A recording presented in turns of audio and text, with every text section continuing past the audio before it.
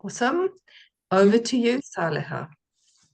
Thank you, Megan. That's also one of my favorite Gwendolyn Brooks poems. It's such a lovely rhythm to it and just like very, very cool.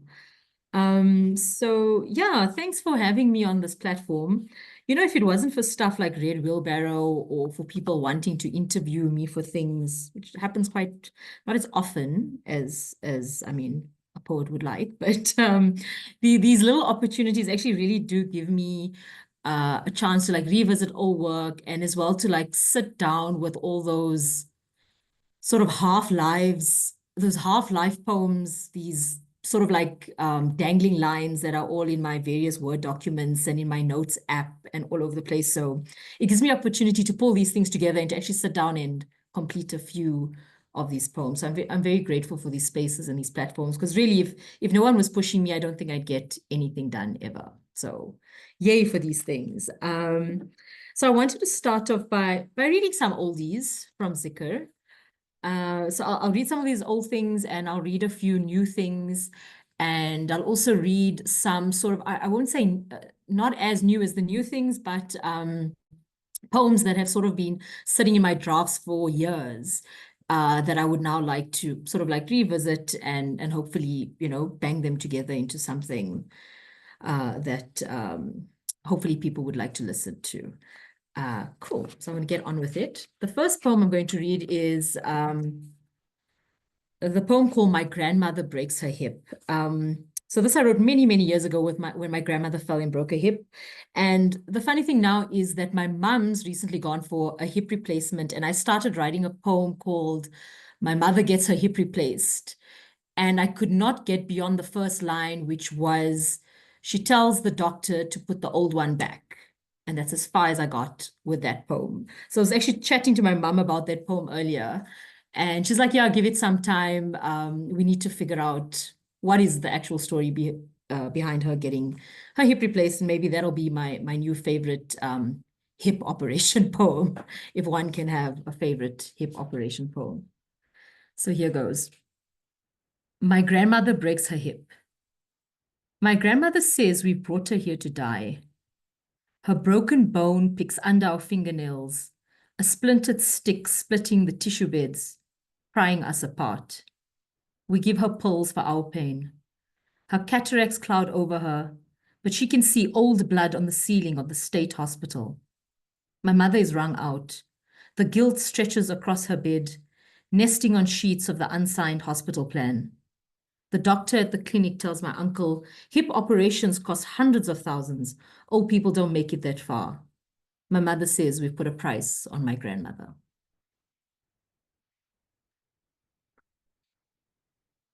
So I do write a lot of poems about funerals, and I've noticed even going back to the sort of like older work that I've now started rewriting, there are a lot of poems with the sort of funerary theme. I hope they're not all so depressing, but let's give it a go. I cannot eat dates without wondering. I usually feel warm at a funeral, watching the black cloaks of the mourning women enveloping their embraces on the thin grey blankets, spread around the coffin, their febrile cheers dissolving tightly fisted wads of pink and white tissue. But my first funeral was cold. I look back to the camphor and calico, my father anointed and wrapped like an offering. The final kiss on stiff lips, on his eyebrows crystals of evergreen frost. My mother too young, far away in another room, her world tossed into a corner. Always in the aftermath of sorrow, guests are fed, blankets folded, furniture stacked, prayer books piled up, and those date pits we saved to tally our missives to the dead and to God return to their plastic buckets.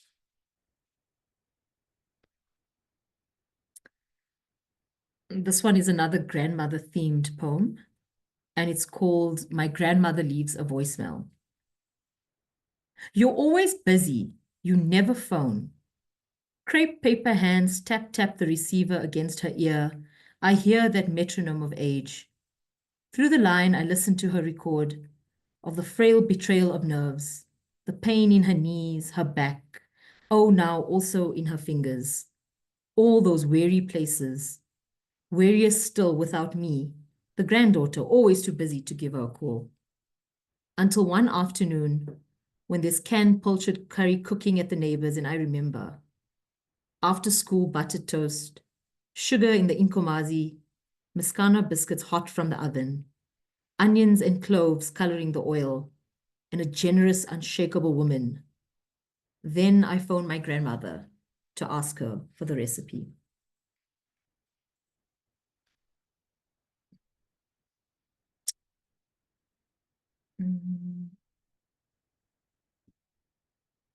This one's called Morning. Before the birds is the ebless tide of the highway. I am just far enough away for the sound to be pleasant, swathed in goose down, Egyptian cotton, and electric blanket, close to the hoarseness of the hadidas and the twisting calls of a songbird I cannot name. The day is just about to glow. Across the road, men are arriving for morning prayers. The air is still singed from Friday's fire on the ridge. The lightest of his smoke crept through our windows, left threads of ash on the sills, its incense caught in the curtains. This one's called Hagiography. That you died when you did, I don't mind anymore. At 6, it was too much. At 29, I can take it. Talk about perfect timing. I never got around to hating you.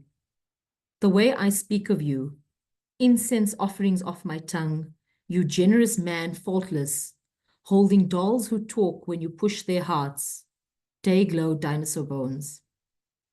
I wear your skinny Bob Marley ties and fedora, your spongy ears soaking up sob stories, fabled and for real.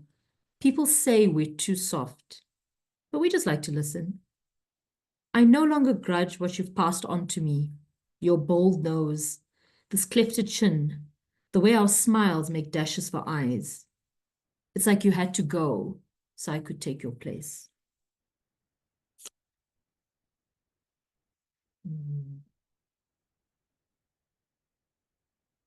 Wow.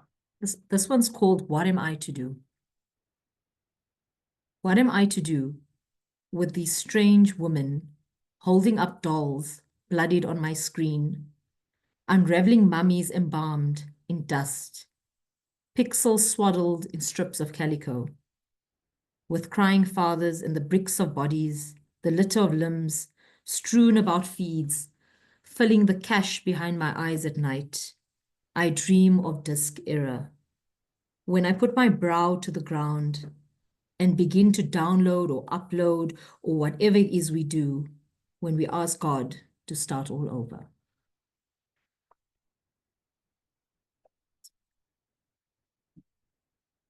This one's called Golden Hour, and it's the last one I'll be reading from Zikr.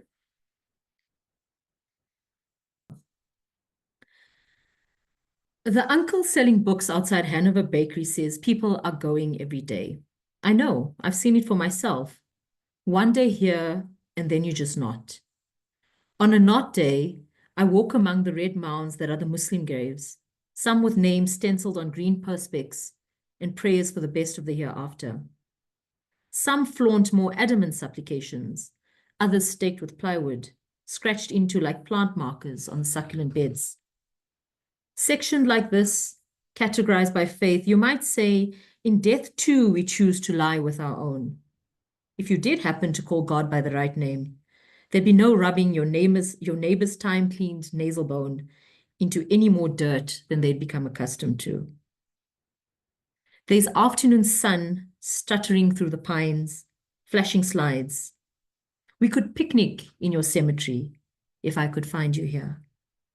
I see a man, prayer book in hand, standing at a grave so still he could be carved. As much as I try, the leaves are still crackling under my feet. I'm going to move on to some newer work now. I'm just trying to get this in front of me here. Okay, so this poem you will have seen in the mailer. It's called There Are Two Roads Out of Azadville. Azabel is a small town I grew up in. It's really a little town on the west rand of Johannesburg between Kagiso and Krugersdorp. There are 2 roads out of Azabel. You know one small town to know all small towns. 4 mosques, a church, 2 temples. If you know one God, you know all God. There are 2 roads out of this place. One goes further west, the other east and bends to the north. You have to leave just before the sun to miss traffic. Sometimes you leave to miss it all. 4 muezzins at dusk, rollerblading in the middle of the road where it's smoothest. Finding rain-filled notebooks in the alley behind Rueda's salon, filled with cursive lines on boys with brown eyes, boys with blue. Safia pulling up on a Friday night, 20 Rand petrol buys us a spin between the old area and the new. Which auntie can really see us in the dark? Windows all the way down, smoke ringing, careful ash outside. Ashanti and Jarul loud on the mix CD. We switch it off, passing the mosque and the cemetery, remembering how the boys in this town tend to die in car accidents.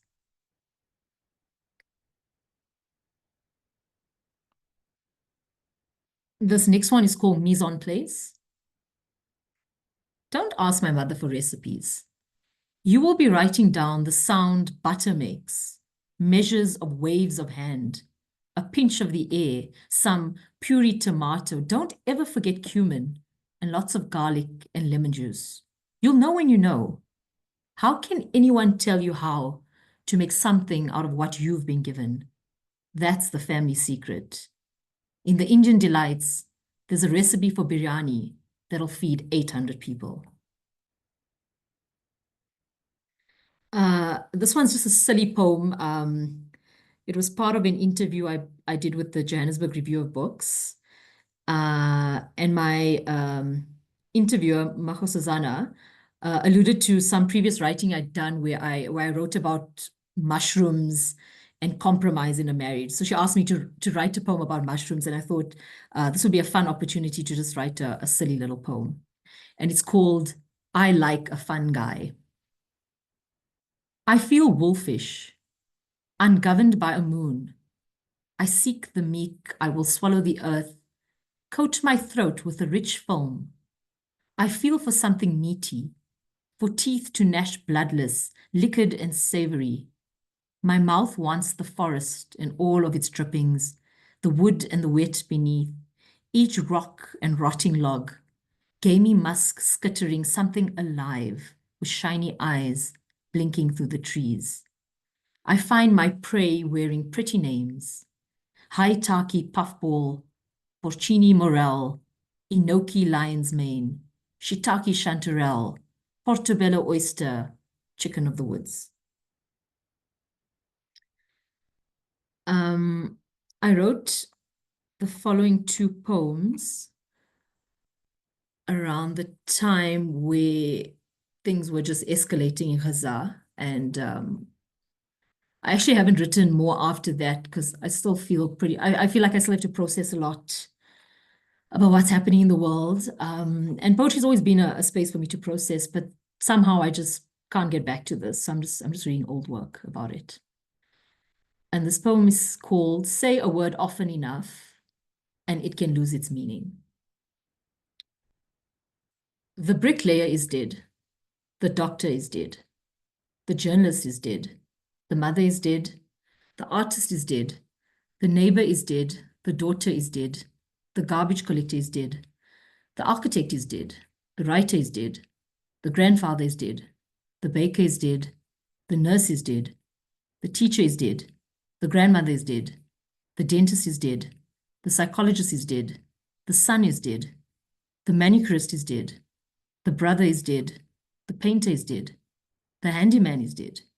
The shopkeeper is dead. The baby is dead. The nanny is dead. The engineer is dead. The farmer is dead. The fruit picker is dead. The politician is dead.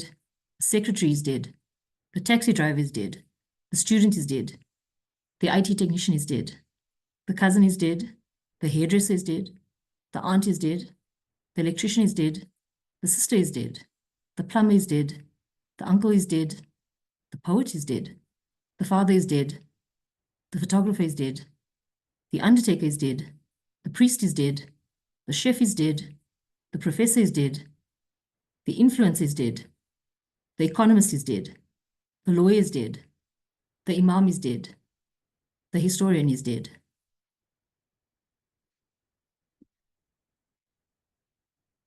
This one is called Life Lesson.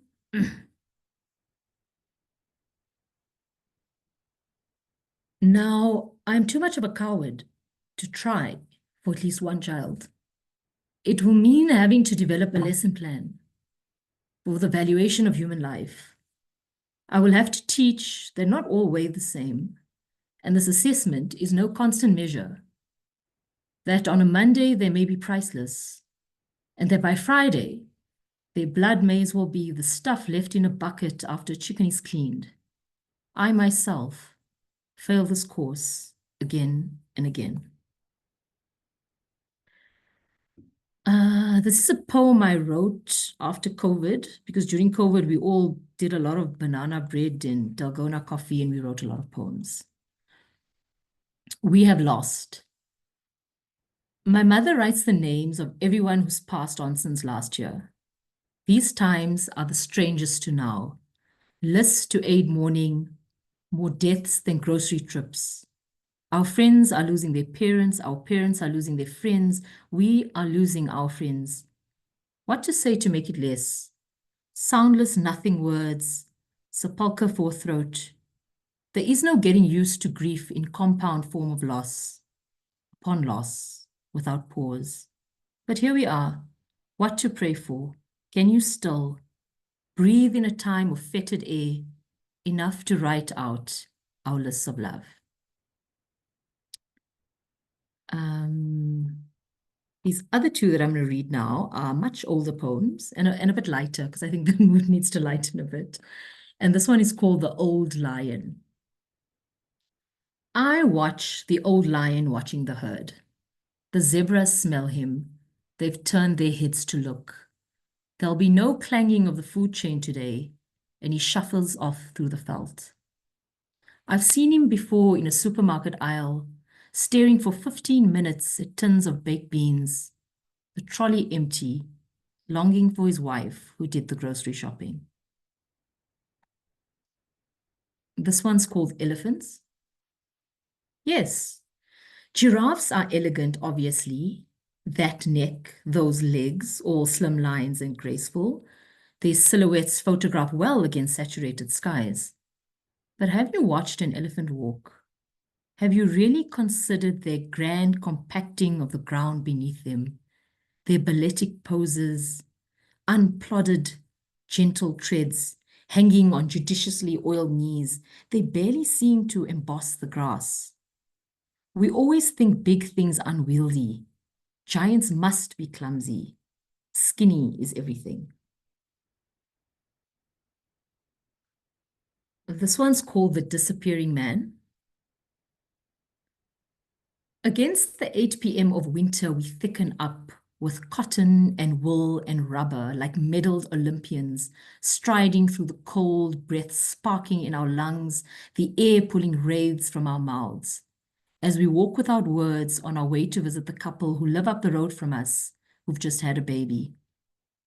Across the street, I see a man at the abandoned building site, holding on to a foam mattress like a boat about to launch against the spindrift. He bends down to the bricks and is rendered brown to brown coat bed rubble. Is he now the half-laid wall or the sand that eats just under it? I think maybe to stop and check, but he's gone and we walk on, silent, just the two of us, always just the two of us, separately untangling all the things we'll say when we reach the door and it opens to a stranger baby waiting on our coups and gifts.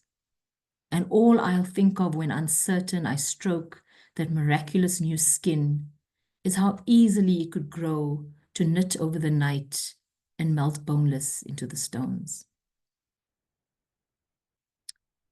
This one's called Recovery. I woke at 3 a.m. to the windows beating against my chest, the bricks shifting under my ribcage. For too long, I kept the curtains closed. Now the drapes breathe in short militant tracks, marking up the dust, scratching millimeters onto the floor towards me. This is how it is with things you avoid. They flourish at the margins. They displace the air. Time to part the curtains, must let in all they've kept out. These are two poems titled Marriage. This is the first one. Marriage. Be patient, as you must be with pomegranates. The good jewels stick. Membranes are finicky, but do take the time. Marriage 2. There is no one perfect way to gather and pose your flowers. You must consider the vase, its curves or corners, the slant at which you trim the stems and greens, the seasons you happen in, the light lilting on the leaf, the plush play off of the petal. There are so many perfect ways to arrange a fully abundant love, to pair for the future, to regard the room you have for growth. Every day, there can be new bouquets. This next poem I'm reading is called Fathers Keep Loving Your Sons, and I've gone through so many iterations of this poem and I just cannot seem to get it right. But I think this version is sort of like the happiest I am with it. But I'm pretty sure I will read this again at some future reading and it will be a totally different poem. So this one's called Fathers Keep Loving Your Sons. After their first fallen teeth, the scrapes on raw grass knees, the broken toys and cracked throats whistling, keep loving them beyond the fuzzy shadows grip on their chins and the boys stuck up on their walls. When you can no longer carry them, this is when you must love them most.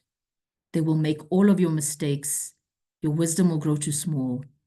You have to love them when they leave you, when their choices are not yours.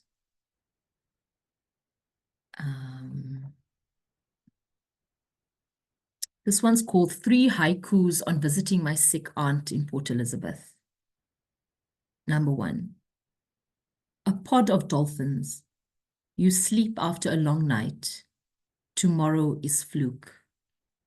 2. My aunt's face is a mirror.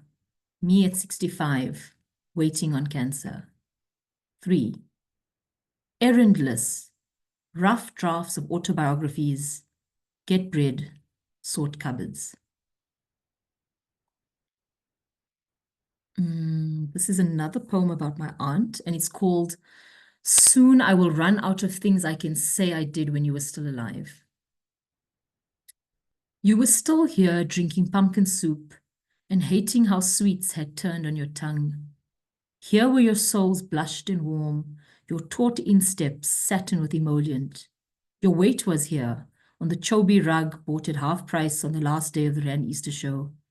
In your kitchen, you laid out newspaper, told me to mix equal parts wet red chilies and ginger, half the quantity of garlic. Last year, you were here to direct the masala into labeled Ziploc bags, packed away for when you wouldn't be here, to show me how to cook with it.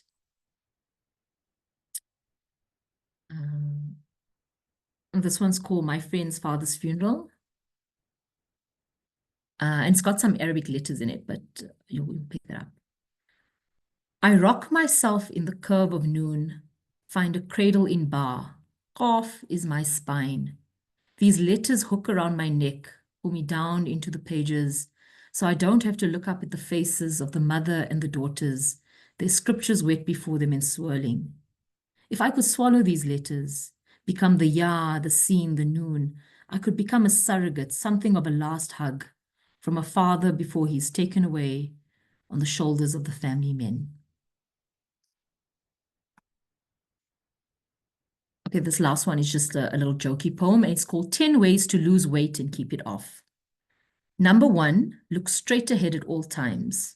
Number 2, tune out any noise, buy earplugs if you must. Number 3, give away all your troubles. 4, shed the skin you're in. 5, become less reliant on old bones. 6, subsist on love and fresh air. 7, cast off confusing memories. 8, throw up other people's opinions. 9, never eat words. And 10, or swallow pride. And yeah, I think that's all I have for you guys tonight. I hope it was a good mix of things and it wasn't all heavy. I hope there was a bit of levity as well. That was a amazing reading, and I'm sure that there are other people who want to agree with me. Yeah, I have to say, I thought your title, sorry, I've got my video off because my bandwidth is bad, but I thought your titles were just fantastic. Thank you. Yeah, apart from anything else, but yeah, I've written down various lines that I just thought were so lovely. Thank you so much, Saaleha. Thank you. Thank you very much. I'm going to not stop the recording. I'm going to wait until we have our Q&A. If people want to respond or whatever, I've got someone else in the waiting room. I'm hoping it's okay to admit them. Just a cell phone ID.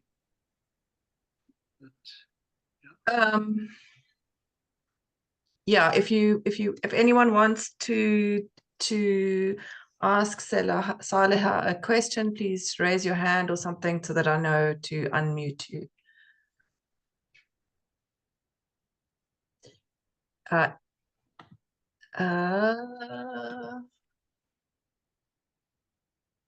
um, yeah, I think you're talky, Ed. Okay, good to go. Yeah. Yeah. Okay. Salia, thank you. I mean, I love your stuff, and I think what I was aware of this evening was it was there in the poem that you sent. It's this gift for vivid storytelling, colloquial and whimsical, and at the same time, sort of balancing humor and you introduce a more probing, reflective theme, but you introduce death, for example, in that poem you sent. You introduce God, you introduce things that you are preoccupied with, from what I've seen and read. And this is a long circling towards. It seems like you have a love of ritual, whether it's funerals, writing about funerals, or just recipes. So I don't know if you want to respond to that. And I suppose writing is another ritual. So I'll leave it there. I think, I never really thought about it that way, but yeah, rituals are definitely comforting things. And like you say, they don't always have to be a kind of religiously driven ritual. I mean, like even the morning coffee is a big ritual, like grinding the beans just right and measuring and getting the pressure done and all of that. I do respect ritual. I find without ritual I'm very chaotic, and I'm always interested in the ways we like create rituals, and also in that sort of like a group, like collective, like these collective rituals we have. And then I'm also thinking now about things like, like even during COVID, the pandemic, right? We also sort of had our own ways to get through things, but also collectively we did these things together. So there was this ritual of trying to survive a pandemic, by, I think everyone was just baking more and, doing more stuff online and that kind of thing. Yeah, but rituals definitely interest me. And then I also find they lend very well to poetry, because in poetry we are looking at patterns and trying to find ways to I for myself like sort of very imagistic kind of work, and I'm always trying to not be so abstract in my work, and I like the way that sort of taking of a ritual and sort of like transforming it into some kind of structure that I can have in a poem. That's interesting for me, I think. Yeah, I hope yeah. More than answered it. So I have another question, but I'll give others a chance. So Jacques and Winslow both have their hands raised. I have asked both of them to unmute. I'm not sure who came first. Winslow, do you want to go first? Thank you so much. Camera's off. I'm sitting in the dark. I just wanted to really take in your words. A few questions. I don't know. I've got comments and questions, but I love the the simplicity of the writing can be so impactful. The one that you did about a word losing its meaning, it never did any at any point in that, and it was so hard hitting yet so simple. So I'd like it, yeah, it sits with me right now still, and it sits in my chest. So thank you for that, because oftentimes, poetry can be just a bit unattainable for people, and the way that is so simple yet hard hitting, it's just beautiful. Um, and then I wanted to ask you a question about, when you mentioned that your poem will probably be different the next time you read it because you're not happy yet. How do you sit with that feeling as a poet and as a writer? And how are you so brave to be able to read this iteration of where it is at right now? Yeah, that's my question. Okay, wow. Yeah, it's sometimes weird to put work out there that you feel is not like sort of fully realized. But that's also like the one step towards getting it to its final form, I guess. There has to be a first draft of anything in order to become something whole. But I don't think work is ever really finished. Uh, Even like after, I mean, like reading some poems in Zikr that obviously it's already been printed, it's on page. If you go into Google Books, it's there. I can't really go back and edit those lines. I don't think the work is ever really fully done. There's just a point where you are like, okay, I'm just going to let go at this point. Like it's as good as I think I can. Obviously, it could always be better, but I just have to be happy at that point to just like let go and sort of relinquish control. Um, but also, I felt I had to read this poem that I've been uncertain of because hearing it out loud also helps me hear where there are inconsistencies in the rhythm or where I feel another word would work better and that kind of thing. So later on, I probably will go back to this recording and actually listen to the poems again. And yeah, there's also a form of editing. And so I don't know if I don't think it's really bravery, but I think it's more like practicality um, in that sense. Yeah. Mm. Yeah, that was a great answer. Jacques, I think if you can, there we go. It's over to you, Jacques. Okay, Saaleha, can you hear me? Yes, I can. I can. I also loved your reading so much. I want to second what Winslow said, that your poems deal with such complex emotions, but they are accessible. They immediately come home to us, and it's a wonderful thing. I I I was struck by the poems about funerals as well. Like Ed said, and what struck me about them, about those particular ritual poems, is how they emphasize the loneliness of grief, and at the same time speak about community. So there's this bittersweet feeling about them that they are so lonely, and at the same time also not, because it's something that we all feel sooner or later. That's that that bittersweet quality in your poems is one that I find very striking. I don't know if you want to say something about that. It's more of a comment than a question, maybe. No, thank you for that, Jacques. As you were talking about that sense of loneliness and that sense of community, I couldn't help but again think back to COVID and how a lot of us were denied that sense of community during the pandemic, where a lot of us lost loved ones and were unable to say goodbye in the ways that we needed to. And I think that's also why I'm still so sort of like, I wouldn't say hung up, but why the sort of these funereal poems are still so important to me, because I think for those few deaths in our family where we didn't have the chance of closure, these poems also act as a way of, you know, just like bringing it a bit closer in. Yeah, but I'm always fascinated by that. I think grief and bereavement, these are always things. I mean, having experienced loss at an early age and some subsequent losses, you know, as we get on in years. I mean, it's just been such a big theme for me.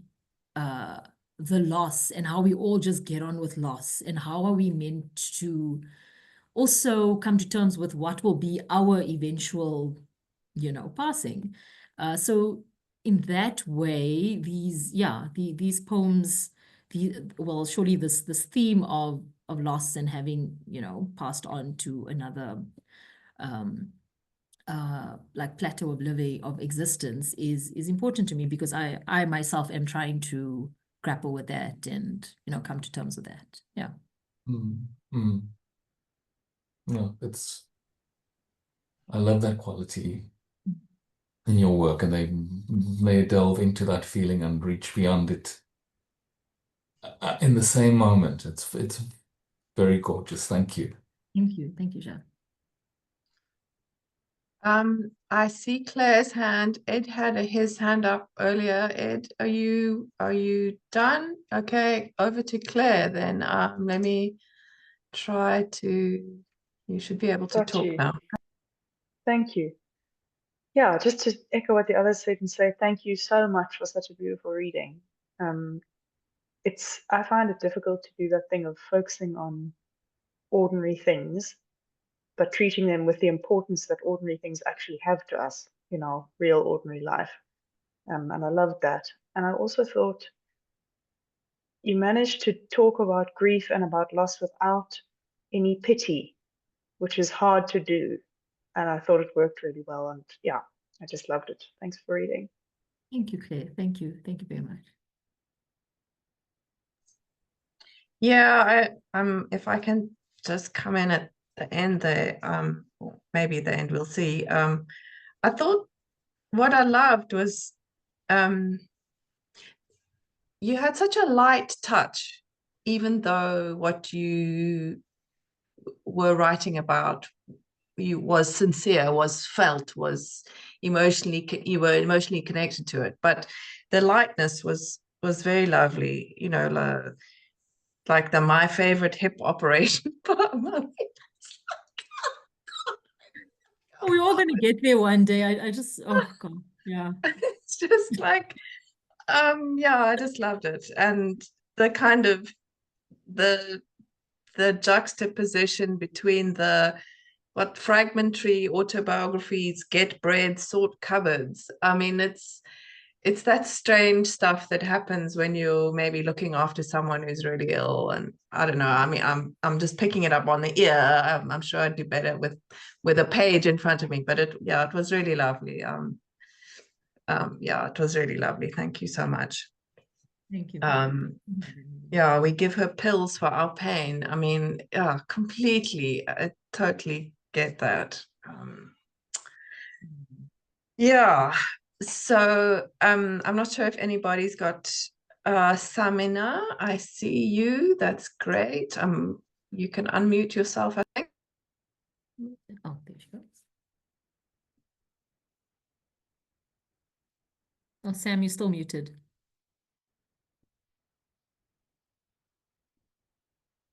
Unmute. Okay. Oh, we can hear you now. There we go. Yeah. Sorry about that. Thank you so much to everyone for their reflections, because we've been reading your poetry for a while, and I never understood why it would make it read so simply and accessibly, but it almost reached into my memory and pulled emotions out that I almost didn't know I had. And this reading has really helped me understand what it is about your work that is so affecting. And like, even though the light touch and the lack of pity in talking about grief, or the not being piteous when talking about grief, still it's still an emotional like reaction, but without that like lingering sadness in a way. It's matter of fact, while recognizing so much about what grief is and other sort of very deep and intense experiences. So thank you so much, and thank you to everyone as well. Thank you, Sam. Absolutely. So I mean, I can, maybe someone will come up with the last question, but yeah, I can just really look forward to your next collection, and you've obviously got some of it in place, and I think it's great that you're using a reading to kind of spur yourself onwards. I think we all need that kind of, you know, encouragement and motivation, and yeah, I really look forward to the next one, and yeah, I don't know, I hope that you find the motivation. But Well, I just need all these friends of mine who've joined to just keep poking and prodding and nagging and being doing that for me. we've got Asia, I think, with a hand, and over to you. Thank you so much for that. And Saaleha, I think I've been one of the luckier friends who's actually got to hear you read your poems a number of times. And everybody talks about the simplistic language. Everyone talks about, you know, the hard topics that you talk about. And every time I listen to you, I feel like I need to stop and sit down and think about what you've said, because it just, I think it was Winslow said, like, it just sits on your chest. And I think the loss, the rituals, COVID, all of these things shape us who we are. As much as we'd like to believe it's life and love, you know, all of these things, every time we experience a loss, we learn something new about ourselves.